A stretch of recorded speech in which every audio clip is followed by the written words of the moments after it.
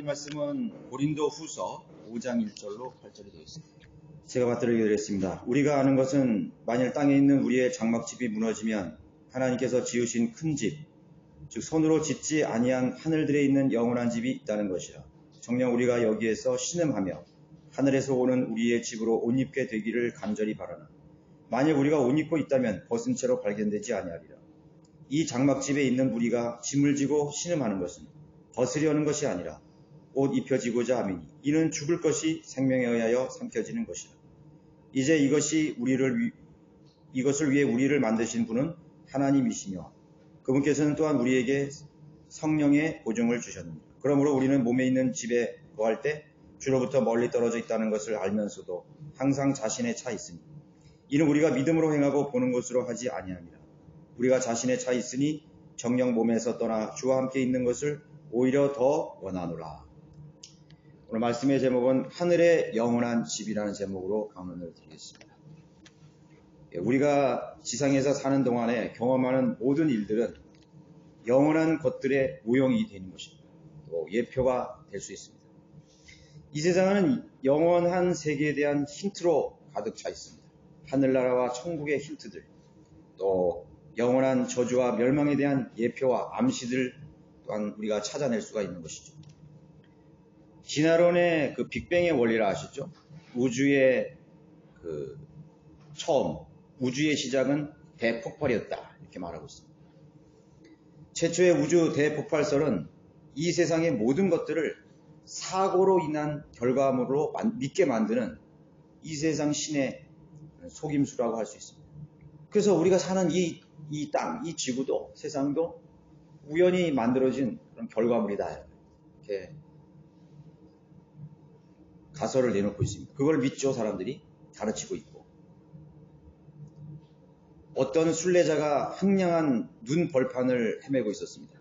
가도 끝이 없는, 동서남북을 다 바라봐도 황량한, 생명이라고는 없는 그 황량한 그런 대지를 걸어가다 이제 거의 죽게 되었다고 합니다. 근데 눈보라 속에서 희미하게 보이는 그런 오두막집이 하나 발견을 했어요. 오직 눈과 얼음으로 뒤덮인 이 황량한 대지 한가운데 그 오두막집이 거기에 있다는 것을 사람은 믿을 수가 없다는 거예요. 잘못 봤나 했는데 정말 가까이 가니까 그 오두막집이 한 채가 그 눈보라 속에 탁 있는 것이에요. 그런데 이 순례자는 사방에 아무것도 없기 때문에 그 황량한 대지 위에 서 있는 그 오두막집, 그 집을 지을 수 있는 어떤 재료도 얻지 못하는 곳에서 어떻게 이 오두막집이 여기에 존재하는가를 생각했는 것입니다. 그래서 그는 자기는 우연이라고 생각한 것이에요. 이 오두막이 있는 것은 정말 우연한 일이라고 생각한 것입니다. 오두막집을 꿈인가에서 오두막집을 들어갔더니 그냥 거기는 난로가 따뜻하게 정말 화목 난로가 피어 있고 정말 너무나 따뜻한 거예요. 이 사람이 생명을 이제 건졌어요. 눈을 부기고 그 난로에서 한참 이제 몸을 녹이고 거기 사람이 없나 보니까 아무리 불러도 사람이 없는 거예요. 밖에는 다 황량한 벌판이고. 근데 거기 보니까 목이 말라 보니까 물과 음식이 딱 준비되어 있어요. 예. 그런데 그 순례자는 그런 것들조차 우연이라고 단정해 보이는 것입니다. 야, 이거는 저절로 생겼을 것이다. 그렇게 단정해 보는 거죠. 왜냐하면 그런 환경 속에서 어느 누구도 생존할 수 없는 것으로 판단했기 때문인 것입니다. 한쪽에는 이제 고단하고 지친 몸을 쉬게 할 수 있는 안락한 침대, 나무 침대가 있고 거기에 또 매트리스가 딱 깔려요. 이불이 있고. 그 순례자는 그 침대에 딱 누워서 편하게 쉬면서 여전히 자신이 경험하는 모든 지금 이 좋은 것들이 밖에는 가면 죽음이죠. 이제 더 이상 거기는 죽음뿐이야. 이 안에서 내가 살 수 있는 것이죠. 그 안에 있는 모든 것들이 그 오두막집 자체의 존재와 그 안에서 누리는 그런 모든 사실들이 우연이라고 여기면서 잠이 스르륵 드는 것입니다. 맞아요? 우연인 것이 아니죠. 누군가가 그 오두막을 설계해서 지었죠.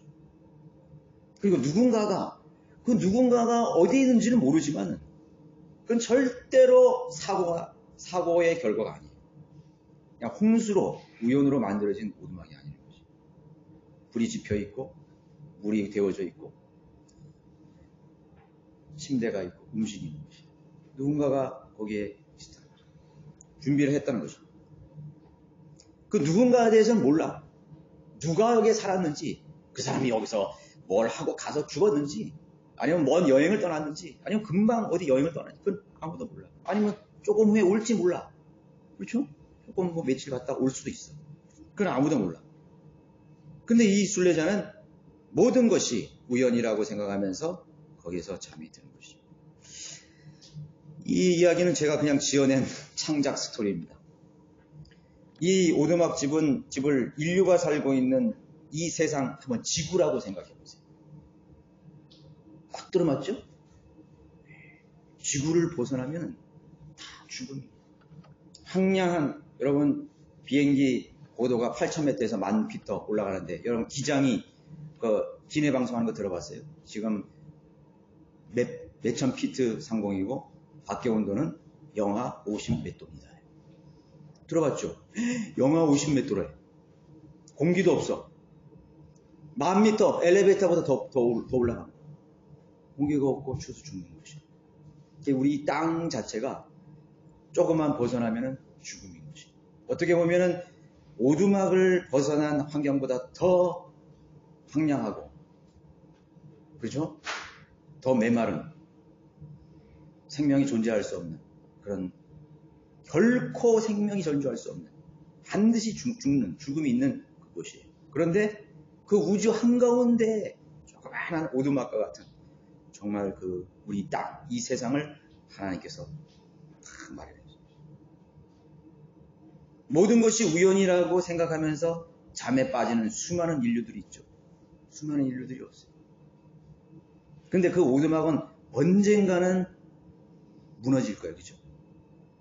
언젠가는 그 오두막은 거기에 있는 걸 다 소진할 거야. 난로도 꺼지고 음식도 바닥나고 다 그렇게 될 것이에요. 누군가가 그 집을 지었다면 누군가가 올 것이죠. 누군가가 거기를 벗어났다면 또 나도 거기를 벗어날 수 있는 길이 있는 것이에요. 그것이 이 세상이에요. 하늘의 수많은 별들 가운데 오직 이곳에만 공기와 물과 아름답고 쾌정한 환경이 조성되었다면 그것이 과연 우연일까요? 그 속에 우리는 모든 것을 그 누군가가 지어놓은 그런 곳에서 우리는 삶을 향하고 있습니다. 황량한 대지 한가운데, 역시 광활한 우주 한가운데 존재하는 오두막과 같은 이 땅은 결코 우연한 산물이 아닌 것입니다. 그건 하나님께서 지어주신 집과 같은 것이에요. 하나님 지으신 이 땅, 이 세상은, 이 지구의 환경이라는 것은 하나의 집과 같은 것이에요. 집이에요. 우리가 그 집에 살고 있는 것이에요. 우리가 그거를 조성하는 것이 아니에요. 빅뱅? 오두막이 폭발이 막 갑자기 일어나서, 그 대지에 폭발이 일어나서 갑자기 무슨 나무들이 막 모여서 와당탕 했더니 시간이 오래 지났더니 오두막이 지어지고 난로가 피워지고 음식이 거기에 있고, 그렇게 믿는 거하고 똑같은 것이죠. 아니, 그것보다 더 황당한 것이지. 빅뱅의 원리를 믿는 사람들은, 진화를 믿는 사람은 그 오두막이 그런 어느 날 백폭발이 나서 오두막이 한 건 지어진 것라고 생각하는 것보다 더 황당한 생각을 하는 것이에요. 사람들은 왜 상식이 있는데 상식적으로 생각하지 못할까요? 그렇죠? 사람들은 왜 과학적 하면서도 과학의 기본적인 원리인 원인과 결과라는 연력학제 3법칙이라든가 1법칙이라든가 그런 것을 전혀 생각하지 않고 이 어마어마한 우리의 누리고 있는 현실들을 그렇게 비과학적으로 취급해버리는 것입니까? 인간은 어리석은 것이죠. 어리석은 거예요. 하나님께서 지으신 집, 만물은 그 안에서 살게 될 나그네와 같은, 우리가 나그네와 같은 인생들을 위해 준비해 놓으신 너무나도 좋은 집인 것입니다. 이 땅은 너무나 좋은 집입니다. 단 한 가지라도 사고로 빚어진 우연이 아닌 것입니다. 본문에서 핵심 단어는 집과 옷이에요. 집과 옷. 두 종류의 집을 언급해주고 있습니다. 땅에 있는 장막집, 하늘에 영원한 집이 있습니다. 7절에서 이는 우리가 믿음으로 행하고 보는 것으로 하지 아니함이라. 그리스도인들이 바라봐야 될 관점, 믿음의 기능에 대해서 말씀하고 있는 것입니다. 오두박을 만난 나그네는 믿음의 눈으로 또 믿음의 차원에서 자신이 누리는 것들에 대해서 이해하고 받아들여야만 했었던 것이죠. 그렇죠? 믿음의 눈으로 자신이 경험하고 있는 것들을 받아들여야 돼요. 보는 것으로 하면 안 되는 것이에요. 현실에서 똑같은 것입니다. 그래서 믿음이라는 것은 절대로 어려운 것이 아니에요. 믿습니다 해도 안 돼요. 무슨 기적을 막 억지로 행해서 그걸 믿게끔 만들어서 하나님을 한다? 사람들은 그것만 바라봅니다.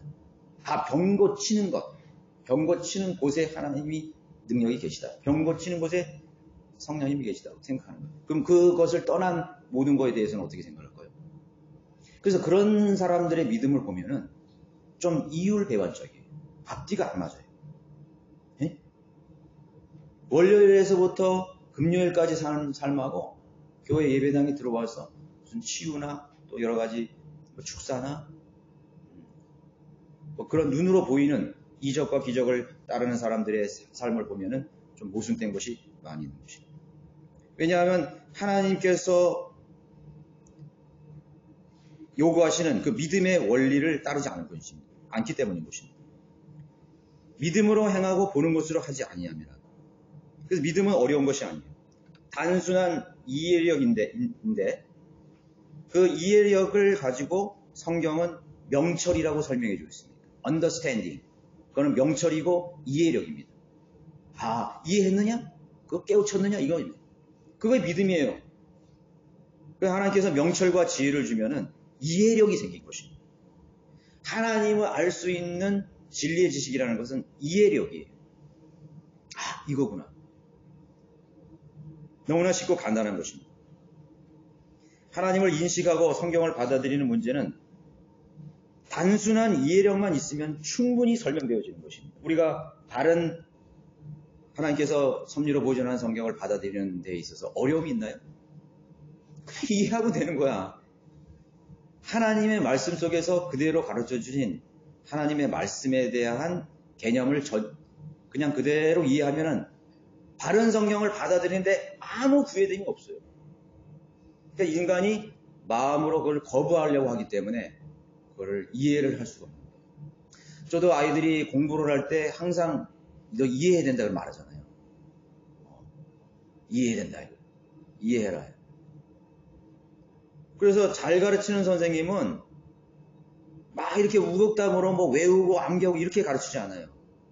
이해하게 만듭니다. 공식이 이렇게 해서 만들어졌구나. 그래서 우리나라 교육은 뭐 어떻게 된지 지금 모르지만은 미국이나 불악파에 있는 사람들의 그 수학 강의나 과학 강의는 아주 쉽다 그래요. 쉽다 그러죠. 그래서 이해력이 좋은 사람이 수학을 잘한다 그러잖아요. 그래서 책을 많이 읽으라 그러잖아요. 그래서 다 그거는 이해력인 것입니다. 단순한 이해력. 믿음으로 오두막집이 누군가의 손으로 지어지고 믿음으로 그 집안에 조성되어 마련된 것들이 또 생명을 유지하고 살 수 있는 조건으로 누군가의 손길에 의해서 계획이 되고 설계되고 준비되었음을 어떻게 되는 거예요? 믿는 것이다. 그건 뭐예요? 이해하는 것이잖아요. 누군가가 여기서 어느 시점에 오두막을 지었구나.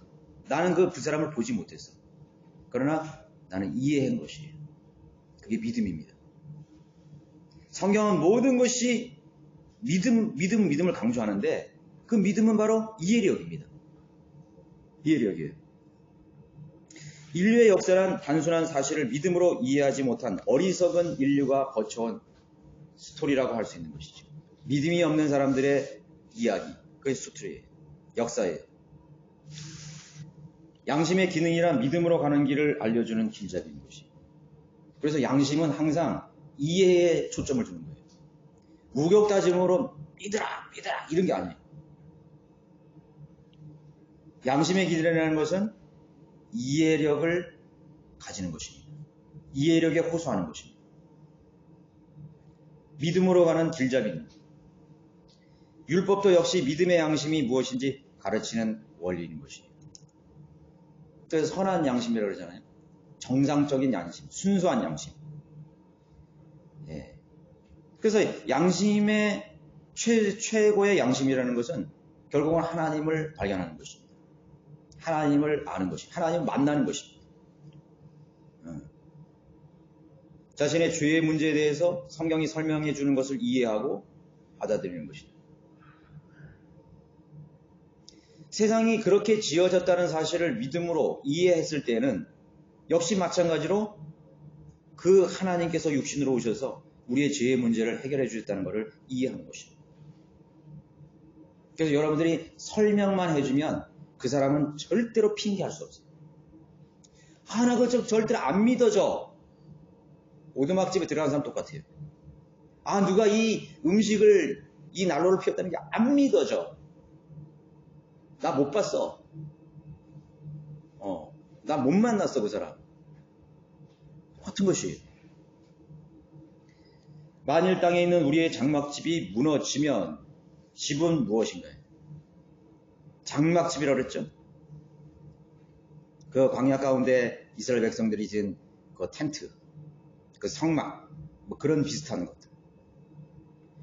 그 몽골 유명민이나 또 베두인족 유명들이 그 게르라고 하는 집, 텐트 짓잖아요? 집. 그런 집과 같은 거죠. 그래서 이 땅은 일시적으로 지어진 집과 똑같은 것입니다. 집은 무엇이죠? 쉬는 곳이 안식처예요. 위험으로부터, 혹독한 환경으로부터 내 몸을 피할 수 있는 그런 안식처고 그런 장소인 것입니다.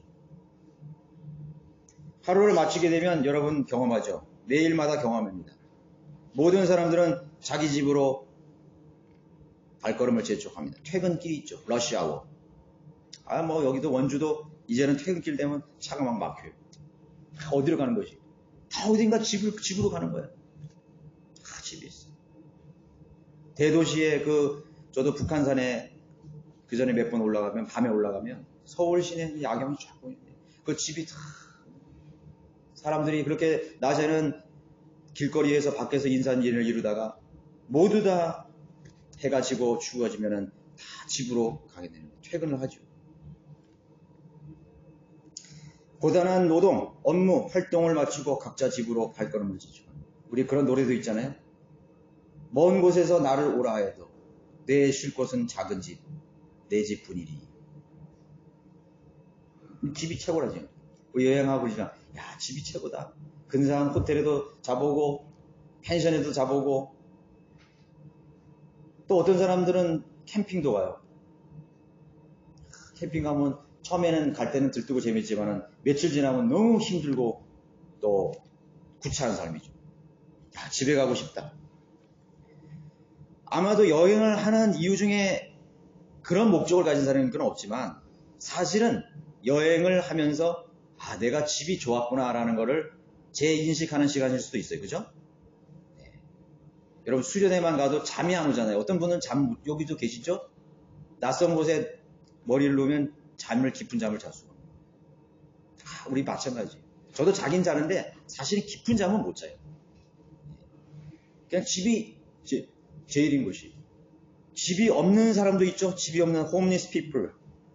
그건 노숙자라고 부르는 것입니다. 여러분 노숙자의 삶을 보십시오. 집이 없는 사람. 가장 가련한 사람이죠. 밤이 돼도 돌아갈 길이 없어요. 지금 이렇게 추운 겨울에 막 이렇게 헐벗은 사람들 보면 저 사람은 어디서 잘까? 내심 그런 동정심이 생기더라고요.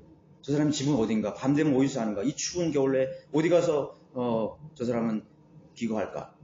그런 생각을 갖게 되는 것입니다.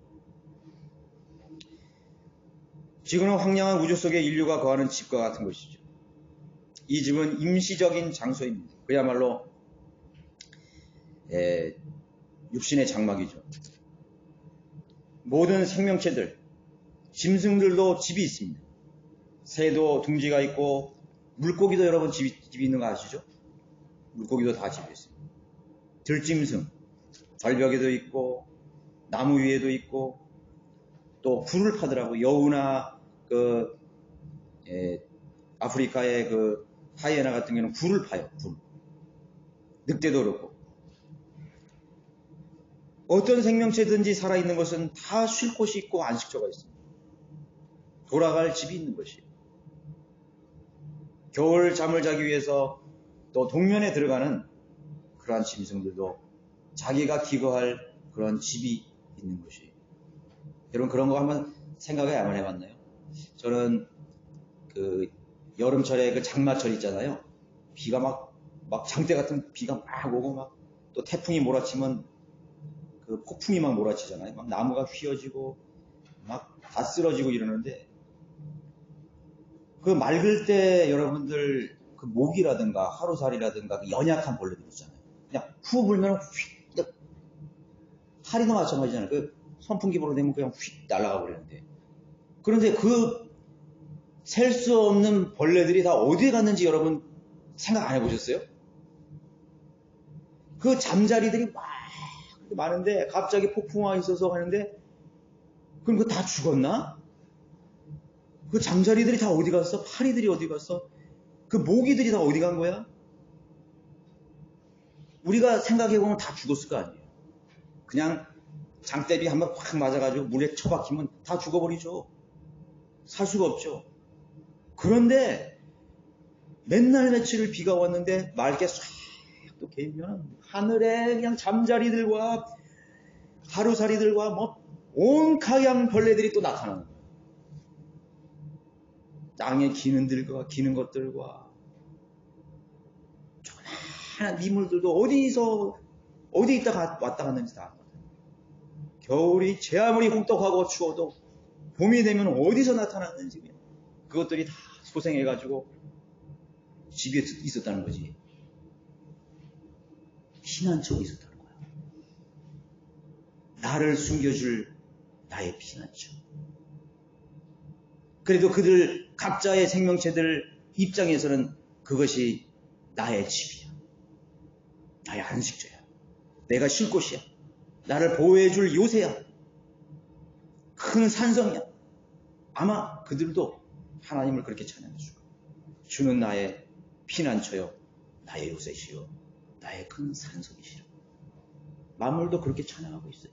내가 산을 향하여 눈을 들었더니 나의 안전과 나의 보호는 어디에서 옵니까? 천지 만물을 지으신 하나님께로부터 옵니다. 시편 기자는 그렇게 노래했습니다. 우리가 그런 찬양이 되어야 되는 것입니다. 두 번째 개념의 집은 사람의 육체, 몸이 집인 것입니다. 육신의 장막인 것입니다. 우리 몸과 또 우리가 사는 이 대지와 하늘, 이 땅, 두 가지의 집은 굉장히 유사성을 가지고 있습니다. 그래서 우리의 육체는 바로 육신의 장막이 되는 거죠. 이 땅인 이 지구와 사람의 몸은 매우 유사한 관계를 가지고 있습니다. 사람의 실질적인 수명을 70년을 본 거죠. 70년. 그러니까 요즘에는 조금 의학이 발달해가지고 한 80 정도까지는 80, 90, 이제 90, 막 100세까지 가죠. 그걸 막 이렇게 막 고쳐가지고 수리를 하는 거죠. 유효기간 다 됐는데 수리를 하는. 하나님께서 그렇게 해서 우리 인생을 더 길게 하는 거죠. 그런데 성경에서 말하는 인생은 70이라 했어요. 70이요 강건하면 80이라. 라크만 목사님은 94세까지 설교하시고 복음도 전하시고 책도 쓰고 사역하셨어요. 하나님께서 뜻이 있으면 우리의 인생을 더 넓게 하실 수 있습니다. 인생의 육체의 실질적인 강건함은 70이에요. 땅의 유효기간은 7,000년이죠. 땅의 유효기간, 이 인류가 구하는 땅의 유효기간은 7,000년이에요.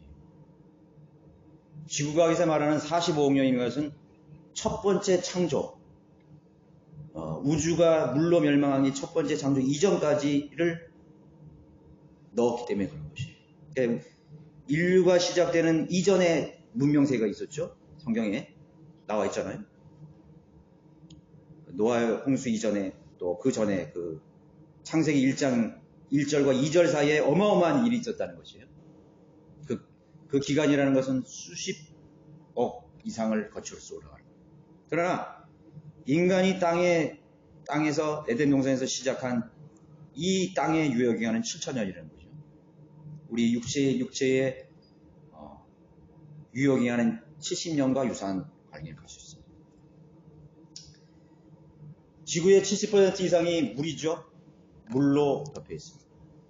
그거는 바다와 강과 호수와 하늘에 있는 구름을 다 합산했을 때를 말하면은 한 75%에 육박하는 것입니다.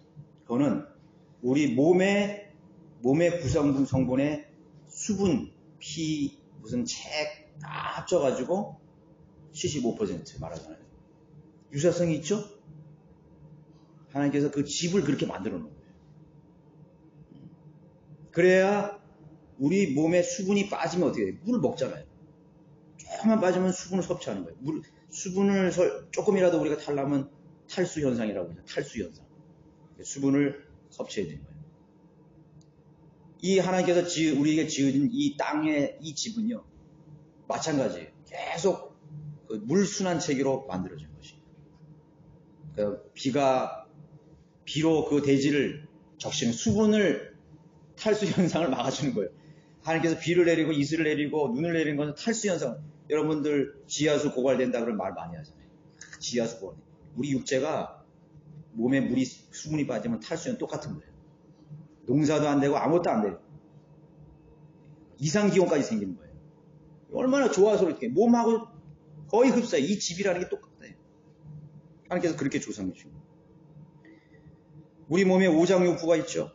5대양 6대주가 있는 것입니다. 5대양 6대주. 오장이라는 것은 이렇게 물주머니 같이 생긴 거예요. 육부라는 것은 이렇게 거기에 빵주머니 같이 생긴 그 장기를 말하는 것이에요. 5대양 6대주. 대륙들이 있죠. 덩어리들이 있고 또 물이 있는 것입니다. 굉장히 유사한 대칭을 가지고 있습니다. 몸은 순환체이죠. 뭐 호르몬이라든가 또 물의 순환이라든가 공기의 순환이라든가 피의 순환이라든가 순환체. 지구도 순환체제로 되어 있어요. 순환체제. 유기적으로 유지되고 움직이는 것이에요. 유기적으로 움직이는 것이에요. 하나의 이 집은 생명체와 같은 그 시스템으로 돌아가고 있는 것이에요. 그러니까 아시아의 문제는 아시아만의 문제가 아니에요.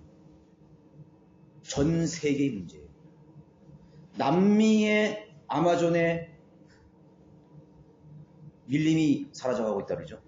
뭐 여의도 면적의 몇 배가 되는 것이 1년에 계속 없어지고 있는 거예요. 근데 그거는 아마존, 브라질이나 남미의 문제가 아니에요. 그 문제는 북미의 문제와 연결되어 있어요. 아시아의 문제와 연결됐고 전 지구촌 환경에 시스템의 문제가 생기는 것이에요. 몽골의 사막화, 중국의 사막화, 그 저주받았어. 그럴 문제가 아니야, 이거는. 전 세계적인 문제가 내가 지금 보고 있잖아요, 사람들이. 순환체제로 다 되어 있는 거예요. 편서평이 돌아가고, 그렇게 되는 거죠. 한 나라의 문제가 아니에요. 이거는 유기적인 순환체제로 되어 있기 때문에 모든 지구촌의 문제인 것이에요. 천재지변도 결국 국지적이지 않다는 것이에요. 전 세계적으로 영향을 미치게 되는 것이에요. 몸이 늙어가죠. 노쇠해 갑니다. 이 땅과 하늘도요. 계속 지금 낡아져 가고 있어요. 고갈되어 가고 있어요. 에너지 다 고갈되어 가고 있죠. 공기도 점점 나빠지고 있죠. 오존층 파괴됐죠.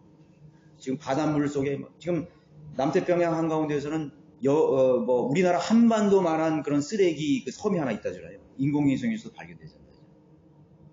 인공위성 찍었는데 무슨 섬이 발견됐대. 근데 가까이 보니까 어마어마한 쓰레기가 거기에 물이 회전하니까 이렇게 순환체계니까 거기에 소용돌이에 몰린 거예요. 그게 뭐 제가 정확한 수치는 기억이 안 나지만 하여튼 한반도에 필적할 수 있는, 남한 면적에 필적할 수 있는 어마어마한 그 쓰레기 섬이 하나 만들어졌다는 것이죠.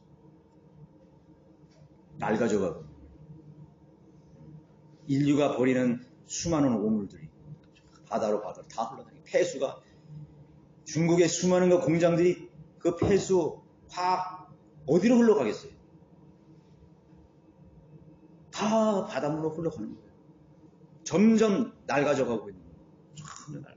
우리나라 그 무슨 뭐 주문진항이나 무슨 뭐 목포항이나 인천항 그 바다 항구에 있는 바다 근해에 잠수를 해봤더니 완전히 쓰레장이야, 쓰레장. 뭐 그물에다가 배 따위에다가 뭐 별게 다 있어 거기에. 건질 수도 없어요, 건질 수도. 다 버리는 거 거기다. 상상해 보셨어요? 이 지구는 계속 낡아져가는 거예요. 우리 몸이 계속 낡아져가는 거예요. 하늘과 땅도 계속 낡아져가는 거예요. 몸이 뇌세해지는 것처럼. 수명이 이제 다 돼가고 있어요. 무슨 대체 연료, 대체 에너지 막 말하지만은 그것도 다 이제는 고갈될 거예요. 몸에 질병이 있듯이 이 땅도 환경과 기후와 온갖 문제로 이 하나님께서 우리에게 일시적으로 주는 이 집은, 이 세상은 많은 그런 문제와 몸살을 겪고 있다는 사실입니다. 사람이 물에서 나왔죠. 어머니의 자궁에서 나온 것처럼 땅도 물에서 나왔다고 성경은 가르쳐주고 있습니다. 땅도 물에서 나온 것이죠. 사람이 죽으면 어디 가죠? 불 속으로 들어가죠. 이 땅도요, 하나님께서 마지막에 불로 다 태우신 것입니다. 우주의 구성 요소들, 이 땅을, 이 집을 그냥 낡아서 저절로 없어지는 게 아니라 불에 태우신대. 이 지구를 다 불로 다 태워버리신대. 사람도 나중에 어떻게 돼? 폐기 처분이에요. 지옥으로 가는 겁니다. 지옥. 그럼 얼마나 유사성이 있어요?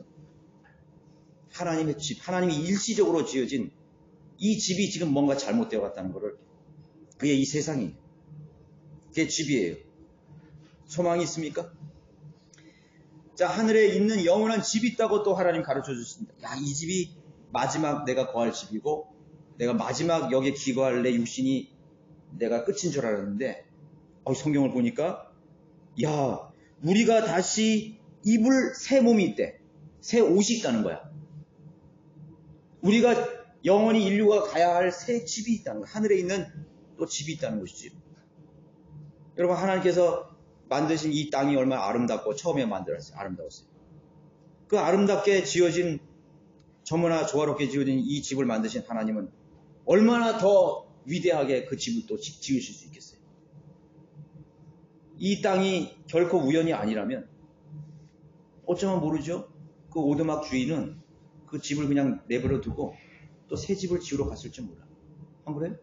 이 오두막을 지을 수 있는 사람이면 더 좋은 집을 지을 수 있잖아요. 인간이라는 것은 계속 한번 뭔가를 하면 새롭게 개조할 수가 있어요. 여러분, 옛날에 조선시대의 집 한번 보세요. 뭐 집 같지도 않은 그런 집이 있었잖아요. 근데 그것이 계속 어떻게 돼요? 발전을 했잖아요. 발전을 해요. 그 발전이라는 것은 어떻게 보면 끝도 없이 있을 거예요. 그 끝이 어딜까요? 하나님을 만났을 때 그 집은 완성되는 것이에요. 가장 온전한 집은 하나님께서 지을 수 있는 것이에요. 하나님께서 인간에게 아이디어를 주시고, 또 하나님께서 이 땅에 사는 동안에 우리에게 지혜를 주셔서, 능력을 주셔서 그 일들을 할 수 있는 것이에요. 하늘을 날 수 있는 비행기를 만들 수 있도록 지혜를 주신 분이 왜 하늘로 우리를 데려가지 못하셨어요? 인간 우주선도 만들잖아요. 하나님께서 넣어준 지혜로. 하나님께서 이 땅과 이 세상, 이 첫 번째 하늘과 첫 번째 땅으로부터 우리를 데려가실 수 있는 그런 지혜와 능력을 가지신 위대하신 하나님께서 하늘에 있는 영원한 집을 말씀하신 것입니다. 이 집은 결코 닳거나 낡아지지 않는 영원한 새 예루살렘인 것입니다. 그 집에 들어가기 위해서는 역시 우리의 옛 장막의 몸을 벗고 새 옷으로 입혀진다고 말씀하고 있는 것입니다. 이 장막집에 있는 우리가 짐을 지고 신음하는 것은 벗으려는 것이 아니라 옷 입혀지고자 함이니 이는 죽을 것이 생명에 의해서 삼켜지는 것이라. 여러분들 젊었을 때는 모르는데 어렸을 때는 막 몸이 막 가벼워요. 막. 근데 나이가 조금씩 드니까 이 몸이 느껴지는 거예요. 이제는 느껴져. 어떤 의학자가 이러더라고요. 내 귀가 있다는 생각을 하게 되면 문제가 있는 거래요. 여러분 건강하면 귀가 있는지 없는지 느껴져요? 안 느껴져요? 안 느껴져요. 내가 손이 있는지 없는지 안 느껴져. 내가 머리가 안 아프면 머리가 있는 것이 느껴져. 아, 머리가 아프대. 머리 막 만지잖아. 이렇게 막. 그 문제가 있는 거야. 아, 귀가 느껴져. 귀에 문제가 있는 거야, 이게. 다리가 여기가 좀 있는 게 느껴져, 오늘. 무거워. 그 문제가 있는 거야. 근데 우리가 나이가 들고 시간이 가면은 느껴지기 시작하는 거야. 야, 강이 있었네. 그럼 뭐 느껴지면 벌써 문제가 있는 거야. 강이 오염됐어. 아, 강을 어떻게 관리해야지. 정화하고, 뭐 수리시설하고, 댐 막고, 느껴지기 시작하잖아요.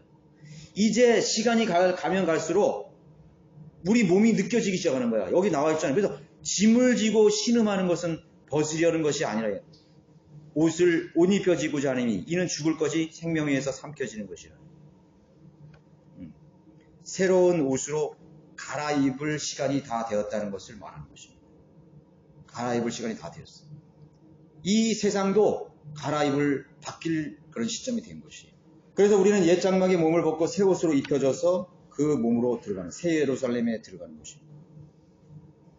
몸은 구원받은 자녀들의 혼을 감싸는 옷과 같은 것이죠. 그릇과 같은 것입니다. 우리의 육신은 하나의 그릇과 같은 것입니다. 장막집이죠. 임시적인 누더기 오시고 구차하고 문제들이 많고 질병과 또 절제해야 될 본성을 가진 그런 옷이며 집인 것입니다. 그 옷이 다 이제는 낡아져가고 있는 것입니다. 낡아져가고 있어요. 그래서 몸이 힘들어지는 것입니다. 낡아져가고 있는 것입니다. 주사를 놓고 성형을 하고 약을 거기 쏟아붓고 음식물 아무리 해도 그 잠시뿐이지. 그거는 이제 곧 우리의 몸은 이제 폐기 처분돼야 되는 것이죠. 그게 몸인 것입니다. 그런데 두 번째 옷을 모르는 사람들, 두 번째 우리의 집이 있다는 사실을 모르는 사람들은 이게 마지막 집인 줄 알고 여기에 모든 걸 다 쏟아붓는 거예요. 인생이 뭐 있어? 육신을 위해서 자기가 모든 것을 다 하는 거예요. 육신의 본성을 위해서 모든 것을 합니다. 절제하지도 않죠. 그러나 우리는 결코 낙제하는 의이신 그리스도로 옷 입혀지게 되고 그것이 바로 부활의 몸을 입게 되는 순간인 것입니다. 새로운 우리가 옷을 입게 되는 것입니다. 새로운 장막에 들어가는 것입니다. 썩지 아니할 부활의 몸을 입게 되는 것입니다. 그래서 4절에 그렇게 말하고 있는 것입니다. 우리가 신음하는 것은 옷 입혀지고자 함이니 그리스도인들은 육신의 장막을 관리하는데 많은 노력을 쏟을 필요가 없는 것입니다. 마태복음 6장 25절에 그러므로 내가 너희에게 말하노니 너희 목숨을 위하여 무엇을 먹을까 무엇을 마실까 또 몸을 위하여 무엇을 입을까 염려하지 말라. 목숨이 음식보다 중요하지 아니하며 몸이 의복보다 중요하지 아니하며. 이게 무슨 뜻이죠? 좀 이해할 것 같으면서도 좀 이해가 안 되죠. 목숨이 음식보다 중요하지 아니하며 몸이 의복보다 중요하지 아니하냐. 음식이 몸을 위해 있는 거예요. 몸이 음식을 위해서 있는 게 아니잖아요. 그 뜻이에요. 옷이 몸을 위해 있는 것이지 몸이 옷을 위해서 있는 게 아니잖아요. 그죠? 그러니까 뭐가 중요한가를 선택하라는 거죠. 육체는 혼을 위해서 존재하는 일시적인 유한한 기능에 불과한 것입니다. 그러니까 육이 중요한 거예요? 집이 중요한 거예요? 혼이 중요한 거예요? 그걸 말하는 거거든요. 육이 중요합니까? 피지컬이 중요합니까? 소울이 중요한 거죠. 혼이 중요한 거죠. 집이라는 것은 집에 살, 제가 몇 번 말씀드렸죠. 집에 살 주인을 위한 처소인 것입니다. 집 자체가 중요한 거 아니라 집에서 살 사람이 중요한 것이지. 집이 사람을 위해서 있는 거지 사람이 집을 위해서 있는 게 아니라. 근데 그게 바뀌었어, 사람들이. 사람들의 혼이, 사람들의 생각과 정서와 의지들이 집을 위해서 살아가는 거예요. 주님께서 너의 음식이 중요하냐, 또 너의 목숨이 중요하냐, 옷이 중요하냐, 몸이 중요하냐, 이걸 말씀하시는 거는 뭐냐면은 너희들이 왜, 너의 혼들이 왜 그 집을 위해서 사냐 이거예요. 집이 거주할 사람을 위해서 있는 거지 왜 그것을 위해 사느냐 거지. 그런데 우리의 몸의 주인이 바뀌었죠. 바로 예수 그리스도께서 우리와 우리의 주인이 되셔서 우리 안에 거하시는 것입니다. 이 집의 주인은 이제 일시적인 주인이시라도 우리의 몸은 성전으로서, 일시적인 성전으로서 주님께서 와 계신. 그러니까 더 중요한 것이에요. 더 중요한 것입니다. 우리의 몸은 주님을 위해서 존재하는 것이에요. 내 혼을 위해서 존재했지만 내 몸은 주님을 위해서 존재하는 것입니다. 그분이 이 집의 일시적인 주인이시지만 이 집을 헐허시고 다시 새 옷으로 우리를 입히시는 것입니다. 새 집을 지으러 처소를 예비하러 또 그분은 가신 것입니다. 영으로 계시고 그분은 가신 것. 처소를 예배. 그것이 새 예루살렘입니다. 그래서 주님께서 우리의 육신의 장막에 잠시 거하신다는 것이 신비로운 그런 교리죠. 신비로운 이치입니다. 동시에 주님은 하늘에서 우리의 영원한 거처를 준비하고 계신 것입니다. 정령 8절에 정령 몸에서 떠나 주와 함께 있는 것을 오히려 더 원하노라. 그래서 우리가 자신의 차 있으니 정령 몸에서 떠나 주와 함께 있는 것을 오히려 더 원하노라. 이렇게. 이 낡은 집에서 떠나서 낡은 옷을 벗고 확신에 차 있어요. 자신의 차 있어요. 주님과 함께 있는 것을 오히려 더 원하노라. 찬송가 500 지금 찾지는 마세요. 제가 한번 읽어드릴게요. 참 좋은 찬송 같아요, 이게. 찬송가 526장에 죄 많은 이 세상은 내 집 아니네. 내 모든 보안은 저 하늘에 있네. 저 하늘 문을 열고 나를 부르네. 나는 이 세상에 정들 수 없도다. 오 주님 같은 친구 없도다. 저 하늘나라 초소 예비하신 주 저 하늘 문을 열고 나를 부르네. 저 영광 나라에서 길이 살겠네. 손잡고 승리 노래 부르는 성도 이 기쁜 찬송 천지 울려 퍼지니 나는 이 세상에 정들 수 없다. 저 천성에서 모두 날 기다리네.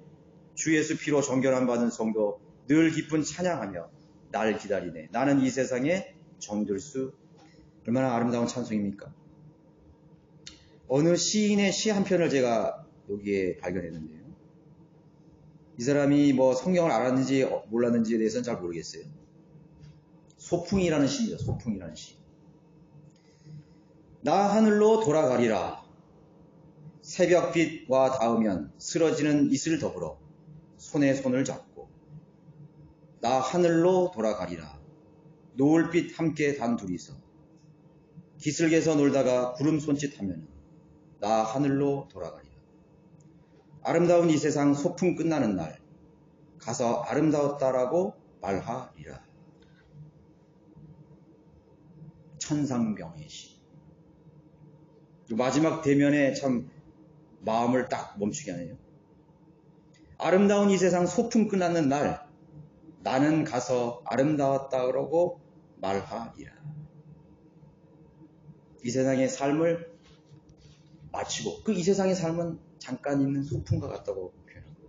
내가 하늘나라의 구원을 받고 하늘나라에 가서 그 잠깐의 소풍이, 잠깐의 나들이가 좀 힘들고 좀 고난도 있고 문제도 많았지만 그래도 아름다웠다. 그렇게 말할 수 있겠어요? 우리 그리스도인은 그렇게 고백할 수 있어야 되는 거예요. 나 소풍 끝나는 날 아름다웠다. 그리스도인들은 이 세상에서 시간을 보내는 것은 분명히 의미가 있습니다. 좀 구차하고 힘들고 역경이 있고 고난도 있지만 사랑하는 사람 만났잖아요. 사랑하는 사람 만났어요.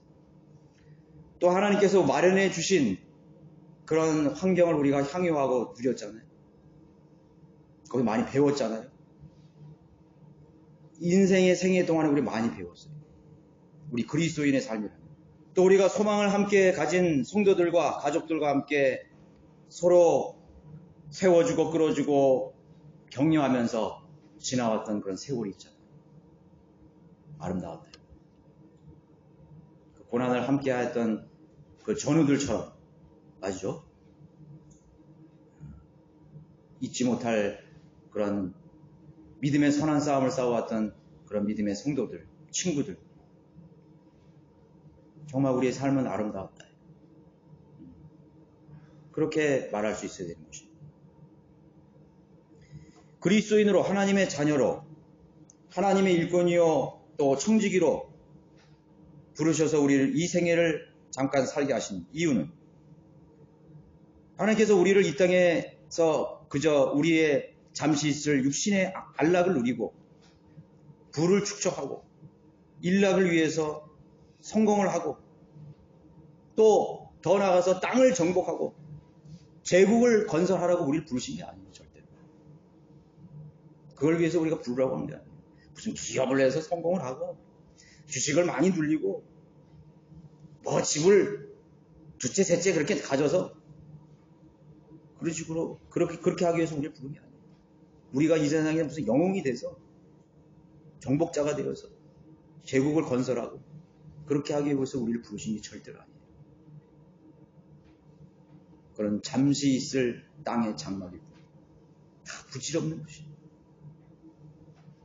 마케도니아의 필립 왕이 그랬다잖아요. 신하에게 내가 아침에 일어나면 너는 나한테 그렇게 외치라고 했어요. 왕이여, 당신은 반드시 죽습니다. 그렇게 말하라 그랬다잖아요. 그래, 내가 아무리 제국을 호령하는 마케도니아의 왕이라도 나는 언젠간 죽는다. 그 아들에게도 그렇게 가르쳤다잖아요. 필립 왕이. 그 아들 누구예요? 알렉산더 아니에요. 알렉산더. 제국을 이룬 알렉산더. 제국을 정복한 알렉산더. 너 어린 내 아들 알렉산더야. 너도 언젠가는 죽는다.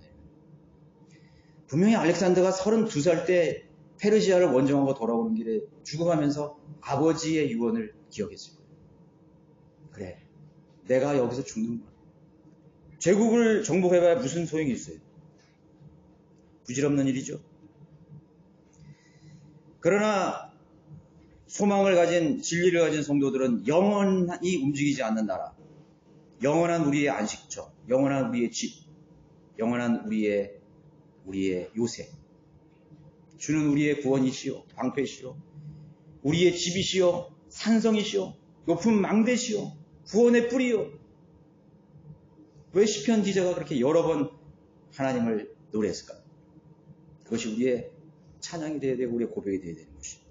주님과 동행하며 성도들과 함께했던 이 땅의 삶이 아름다웠다고 회상할 수 있어야 되는 그것이 신실한 성도가 고백해야 될 노래인 것입니다. 예. 주님께서 우리를 부르시러 오는 날 우리는 이 육신의 장막을 벗고 새 옷을 입게 될 것입니다. 부활의 몸을 입게 될 것입니다. 저 하늘들을 지나서 우리 주님께서 친히 예비해 놓으신 저 셋째 하늘 천상의 새 예루살렘에서 영원히 우리는 함께할 그날을 인내로 바라보면서 우리의 시간을 소중히 써나가야 되는 것입니다. 우리의 관계를 소중히 해나가야 되는 것입니다. 너무 아깝지 않아요? 이 세상의 삶이. 예. 이 세상의 삶은 다 썩어질 것이지만 썩어질 것을 가지고 썩지 아니할 것으로 우리가 변화시켜 나가야 됩니다. 썩어질 영원하지 않는 일에 우리의 시간을 투자할 필요가 없어요. 우리는 영원한 일에 우리의 소모되는 시간을 투자해야 돼요. 우리의 정열을 투자해야 돼요. 내가 해야 될 일이 무엇인가요? 내가 가장 소중한 일이 무엇인가요? 그것을 우리가 선택을 해야 되는 것입니다. 주님께서 우리를 반기러 오실 때, 어서 오라고 우리를 말하실 때, 우리가 주님의 품에 안기게 될 그 집으로 우리가 들어가게 될 것입니다. 내 삶의 지상에 살면 오두막과 같았습니다. 그 황량하고 눈보라치는 내가 거의 죽게 되었을 때 나를 구원으로 이끄신 그 오두막 집 주님께서 마련해 주셨고 그 나그네가 그렇게 고백해야 되지 않았겠어요? 야, 누군가가 나를 위해서 이렇게 마련해 줘. 누군가 나를 위해서 따뜻한 차와 물과 내 누울 이 침상을 준비해. 우리가 하루 눈을 뜨면서 24시간 하나님께서 우리를 계속 돌보시고 우리 인류를 돌보시는데 그거를 다 우연이라고 생각하는 사람은 얼마나 그건 어이없는 일이에요. 그러나 우리 그리스도인만큼은 하나님에 대한 우리를 옷 입혀주시고 또 우리를 이 세상에서 하나님께서 마련해 주신 모든 것들을 우리가 누리고 또 이용하고 또 영원한 가치로 우리가 그것을 사용할 수 있도록 우리에게 은혜를 주신 하나님께 감사하는 저 하늘의 소망을 든 여러분들이 되시길 바라겠습니다. 모두는